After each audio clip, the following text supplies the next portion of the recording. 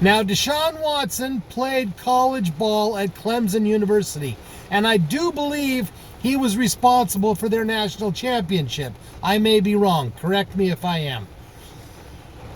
But after he played college ball, he got drafted by the Houston Texans. And the Houston Texans kept him on, and he played pretty good for the first season. But then he got in trouble with the law, and the Houston Texans benched him. Now, why did he get in trouble with the law? Well, it came out that apparently he liked to get massages after the games. Okay, that's not a big deal. Most sports guys will get a massage or soak in a cold tub or whatever to get their muscles loose because they tighten up during the game. But DeShawn Watson went one step further. Apparently and supposedly, he exposed himself to a masseuse and asked for a special favor after the massage. What is called a happy ending. Now, this is allegedly. This has not been proven. Normally, when one person makes a statement like this, when one person comes up and says, he did this, he offended me, he did this, it's sexual harassment, blah, blah, blah, yeah. I'm 9 times out of 10, I'm going to believe the athlete, because the athlete is subject to a lot of people trying to take money from them. They're in a situation where they have a lot of money and lawsuits just fly towards them. But this wasn't stopping at just one.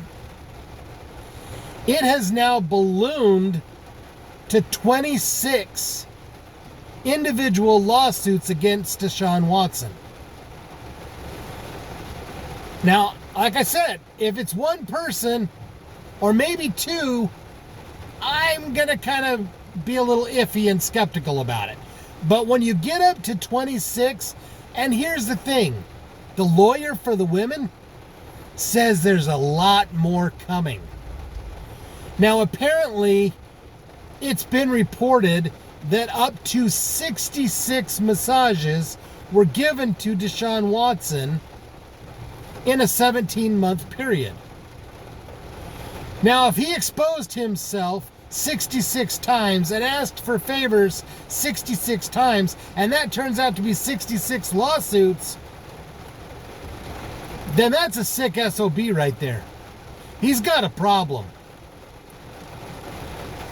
I cannot believe, number one, I cannot believe that the Cleveland Browns guaranteed this man all this money to play football. Number two, if this holds true, then the NFL needs to do something, because more and more we are seeing sports organizations who are not defending our women. The women are getting treated really badly. And if DeShawn Watson gets off with just a slap on the wrist and doesn't have an actual serious penalty from this, if it turns out that these lawsuits are legit and the NFL does not fine him and suspend him for multiple games, then that's a really sad black mark on the NFL.